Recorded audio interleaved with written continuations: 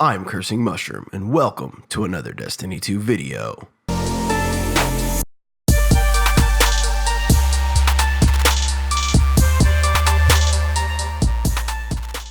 What's up, guys? So let's talk about this week's The Inverted Spire Nightfall.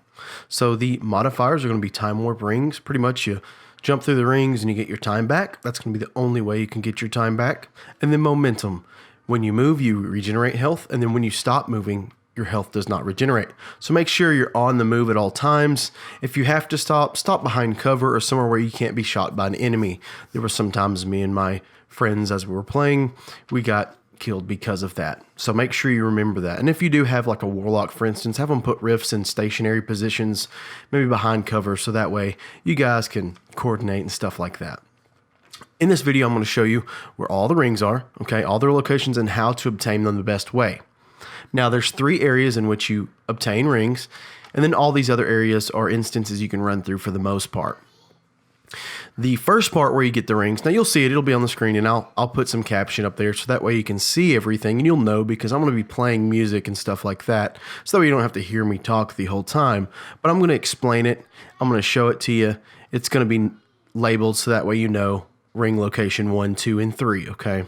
So on the first ring location, you're going to go into a room and there's going to be pretty much 3 levels. There's the top level where you pretty much come in through the spawn. And there's a next level where most of the ads are. And then there's a level underneath. What you want to do is you want to have 2 teammates up top. One at the in front of the ring itself, shooting ads down low. Have another teammate go to the right. You'll see me go there. That's where I will be. Shoot ads, and then you'll have another guy go down below to the middle platform and shoot ads. Once all of the ads are eliminated on the middle floor, then you'll have the guy that's on the bottom to go to the bottom floor and eliminate those ads. Once they are eliminated and everybody is ready, the first guy in the very, very beginning will jump through the first ring, which will activate all of the others. And then everybody together will proceed to grab the rings. If you notice that your teammate didn't grab one, that they're too far from it, or whatever it may be, you can grab the ring for them. Now this spot right here is an area where you can just run through. There's going to be a few areas, and I'll label this too. Once it's posted, it'll be labeled. So that way you'll know where you can run through and avoid enemies, so that way you don't take time up that's not necessary. And then if your teammate goes down just like mine did there, you just run past them, they'll respawn, okay? That way you're not just burning time. Now you can do this pretty efficiently. It's not really hard. It's just about coordination with your team. Okay, you know, we need to do this. We need to kill all these ads in this area and then grab the rings. That's going to be the best thing for you that I've realized in the first 2 areas. The third area is kind of a crapshoot, and I'll explain why as well. So now we're on the first area. So just watch it and, you know, see what we do. But it's pretty straightforward. So I'm going to leave for a second. I'm going to play some tunes and let you guys watch it. I'll be back.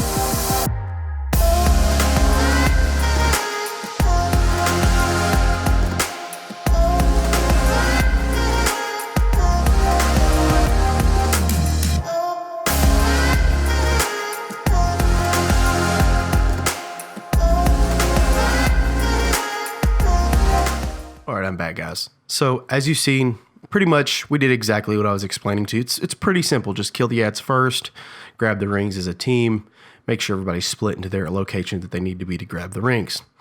Now this area you can run through and pretty much run all the way to the point where the rings are, so that way that you're not fighting any of these guys and slowing yourself down. That way you can get the best time possible.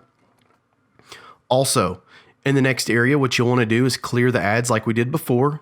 You'll want a person at the very beginning ring, okay? And then you'll want a person on the left side and the right side looking forward from that ring, okay? And then you should be able to grab all of the rings pretty easily. I mean, it's pretty self-explanatory. You'll see, I'm going to play some music here in a second again, but you'll see we go in here, work as a team, kill the ads together, but make sure you kill all the ads first and then get the rings, okay? It makes it so much easier, so you're not worried about dying because you're trying to jump through rings and missing them and stuff like that. But I'm going to play some music again, and I'll be back again once the third rings are available, okay? And I'll put caption up top if there's something I want you to do, like run through enemies and stuff like that. So I'll be right back.